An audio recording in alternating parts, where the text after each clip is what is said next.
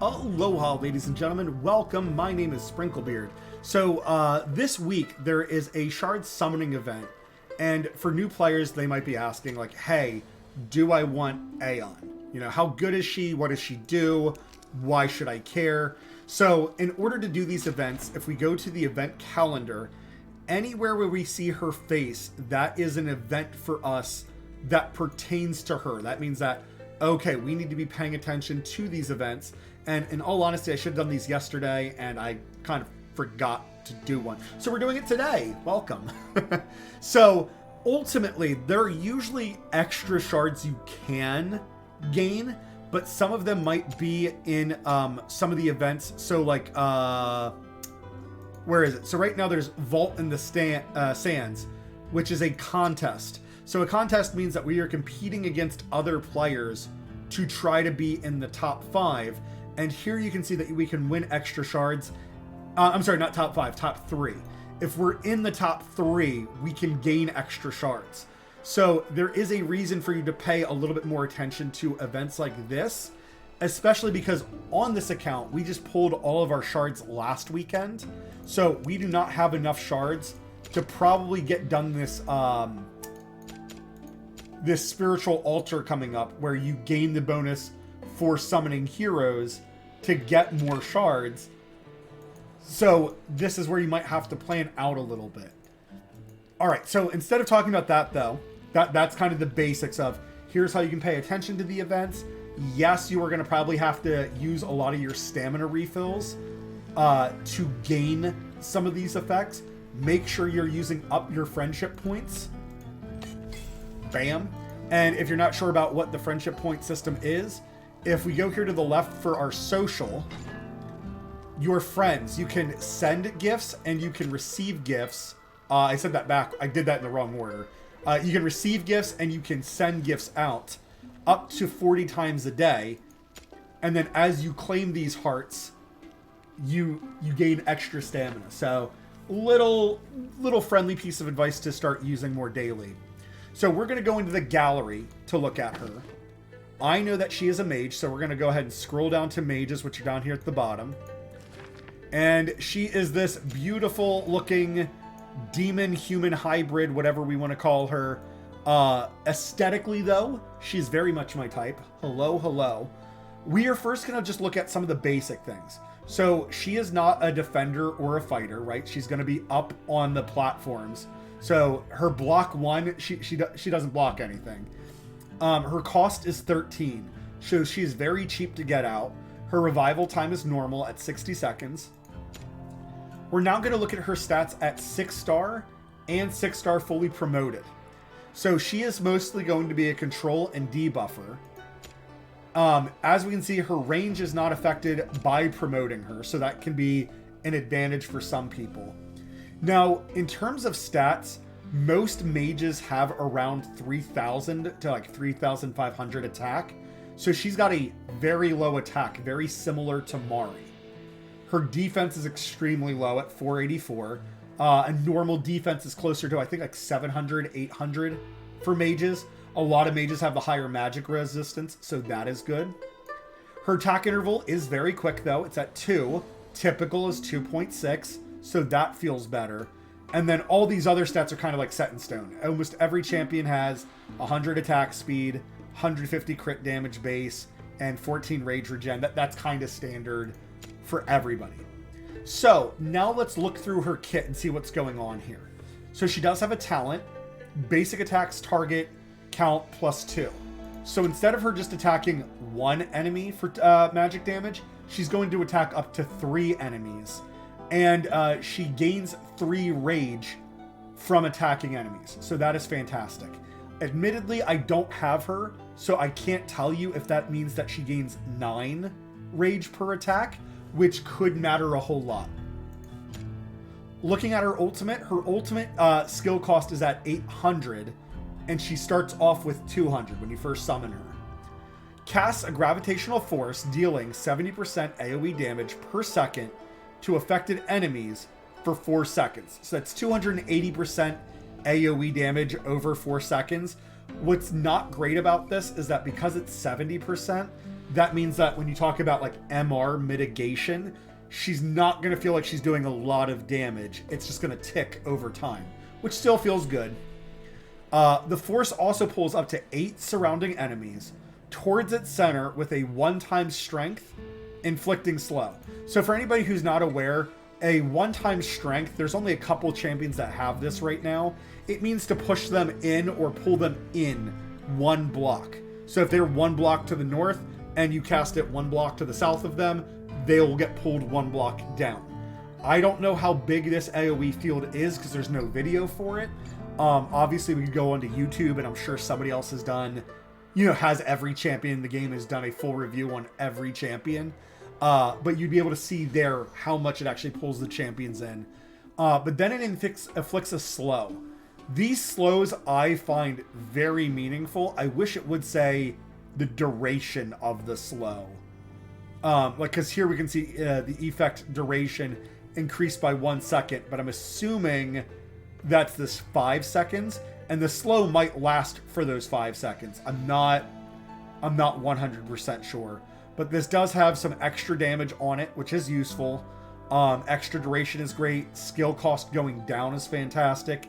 Initial rage is good, but it's only kind of good that your first cast.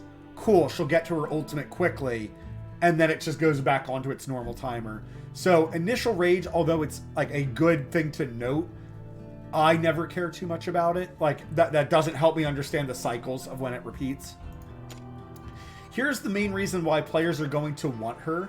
Force of Order. Basic attacks and Death Vortex inflict a physical vulnerability, or as I have been calling it on this channel, an armor break, and a vulnerability to magic, as I've been calling it, a magic break. I might need to change my terminology, because what these vulnerabilities actually do, and this is something I misunderstood in the past, this increases the damage taken. It's actually not lowering their magic resistance. There's other champions that actually have a magic resistance debuff, meaning that their base magic resistance will go down. So if you played with AEON, and then I think it's Greed who I'm talking about, you're hitting both sides. They're taking more magic damage, and their MR is reduced, meaning they take more magic damage.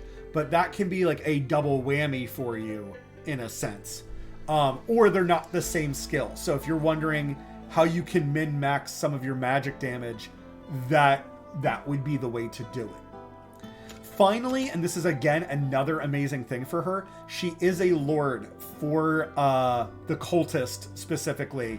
Why this is so good is that you can get Nero, who is a mage himself, and he does okay damage. Like he's worth building, and I use the air quotes. His cost is obscene.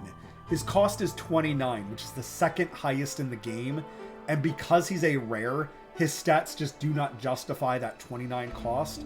So her being a faction leader, and a stronger faction leader for basically half the cost, maybe even less than half the cost, makes her super amazing.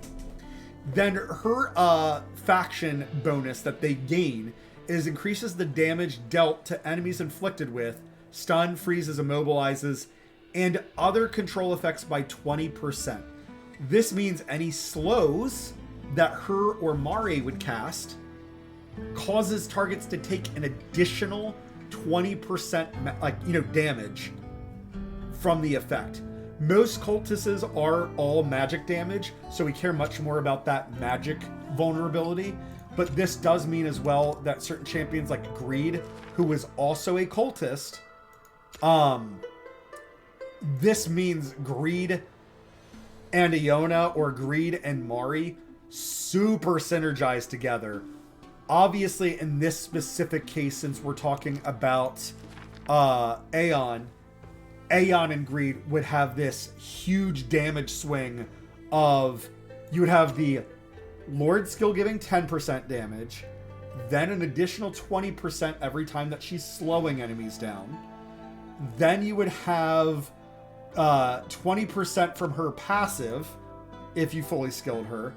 Then you would have an additional 20% from Greed's magic reduction. No, I'm sorry, 15% for the magic reduction. That is just a whole lot of synergy just across 2 champions. And that doesn't mention that if you add in some of these mages, if any of these other mages have a slow or a stun or an immobilize in their kit, and if you're not playing with one of these champions, there's always certain fighters like Diamond. Where's Diamond? I'm blind. You are not Diamond. You are not Diamond. Where the heck is... There he is. Diamond, who is considered a very poor champion in the game, his revival time is 18 seconds, and then if you fully skill him up, it goes down to like 15 seconds. No, maybe it's... I thought it got reduced. Maybe not. Anyways, he's kind of a grenade character. Basically, you summon him in, he does a big AoE damage, and then when you dispatch him or when he dies, he also can immobilize everything around him. I think it's in his awakenings. Yeah, his 3 awakening. He can immobilize up to 5 enemies in range upon death or retreat. So you summon him in, he stuns everything, and then when you withdraw him, he then immobilizes everything. This is where you can have cross synergy type thing. Otherwise, there are other mages that you could play with. Gonkba, ironically enough, his ultimate has slows on it that can make him very useful. Or obviously, if you have some of the legendaries, a lot of these legendaries do have like a slow or a stun or a freeze somewhere in a lot of their kits. So the synergies are definitely there. For new players, is she a must-have? In all honesty, no. The reason I say this is that Mari does a very similar job, and you get Mari for free. And specifically, Mari has a slow baked into her auto attack, and then she gets the vulnerability up to that 20% as well. I would argue that you could just use Mari. I will say, though, that if you need the Lord for the cultists, Aeon could be very worthwhile to get in that regard. I think this is where a lot of the strength of this unit comes from. Obviously, yes, I love her aesthetically. I love everything about the look. I love this rib cage with the hands on the boobs. It just looks good. Either these horn mask that she's wearing or just that's what her face looks like. I love it. I think it looks great. By no means am I trying to say that she's a bad champion. I am just saying that she's not a high damage champion that's really going to change your account. On most accounts, a lot of players need something that's going to provide a lot of high damage, and she's a lot more of high utility. She's obviously very good in her own way, so she is potentially worth getting. She's going to be very valuable, but I don't think that she's worth like breaking your account, using up all your stamina potions, so on and so forth. You know, you do what you think is best. So on this account, this is our stream account, and a perfect example here is we're currently doing a lot of our arenas.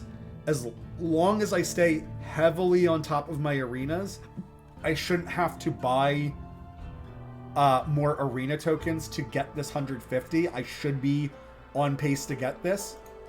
This Brave Conquest, though, I definitely feel like I am lacking on. I definitely feel like I'm going to have to do a lot of grinding, and that's because the rewards I'm getting are yellow from my gear, my Vault in the Sands attempts. I'm getting mostly yellow gear and some red gear. And Doki, no. Sorry, I'm dog sitting at the moment. Good boy. Good boy. I definitely feel like I'm going to have to spend some stamina to get up here, because this is day 2 for me, and I'm only about like a third of the way through, and this ends in 2.5 days. So I think later tonight I might just set it to like an auto grind and use up like 1,000 to 2,000 stamina to make sure I get this set of points. Because again, you can get around 100 to 120 shards, but some of those are like kind of hidden in this. And obviously, if here at 6,000 points, no one's gonna beat him. This dude is going for gold right away. He definitely wants these 10 shards. So I'm not going for first place. I do want to make sure, for me specifically, I hold on to third place. This 7 shards doesn't make sense to me why they even do 7, because unless some other event has like 8 shards, that's never going to balance out. You're never going to hit the next threshold of like, oh, cool, I won this event and I won a different event. I got plus 15. This 7's really weird to me. I really think they should have just done either another 10 or done 5. I wish they would even do the top 5 players would each get 5 shards, because it would make competing in the top 5 a little bit more interesting. Like maybe like 10, 10, 5, 5, 5. But those are just my thoughts.